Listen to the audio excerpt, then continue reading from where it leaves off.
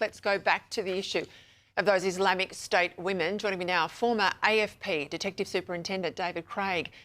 David, I don't often have guests back on in the same week, but this issue has not abated, and you are an expert. Damning reports today of encrypted messages coming out of that camp in Syria that absolutely indicate, to my mind, if there's veracity in these messages, which I think there is, obviously, the government has been heavily involved in repatriating these women, despite the claims of the Prime Minister. Surely the evidence there is clear, and I want to know who is in this delegation.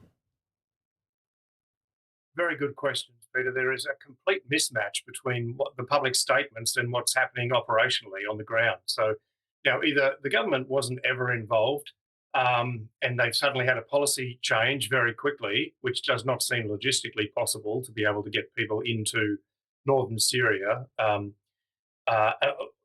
If there has been a policy change, I'd like to know what changed it.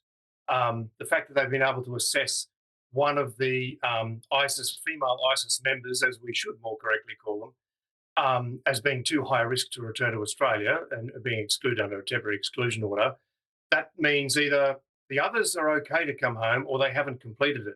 If their assessment hasn't been completed, they should not be allowed in. They should be held in abeyance, the same as the other female. Well, I want to pick up something I raised last night and again tonight. This is the Australian Passports Act, David. It's very specific. Section 14 says if a competent authority, and basically that's the delegate of the minister, suspects on reasonable grounds that a person to whom a passport might otherwise be issued, quote, might prejudice the security of Australia, the competent authority may make a refusal. So this idea that the Prime Minister's hands are tied, that under Australian law he must give these women and children passports, I call this out. He already has sufficient powers under the Act to refuse passports. Exactly. I mean, this discretion is written into the Act for these exact circumstances. The fact that the Minister is choosing to choosing to ignore that discretion just highlights the cavalier attitude towards security. I mean, there is no obligation. It is an official instrument at the discretion of the Minister in these circumstances, whether it's issued or not. And just to be clear, it's on reasonable grounds to suspect. That's a very low legal threshold. It's not believe.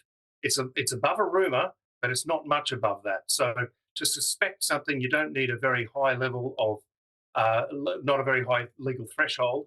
And this would clearly be satisfied. I would be satisfied. If I was a minister, they wouldn't be coming anywhere near Australian shores until I was sure there were no risk.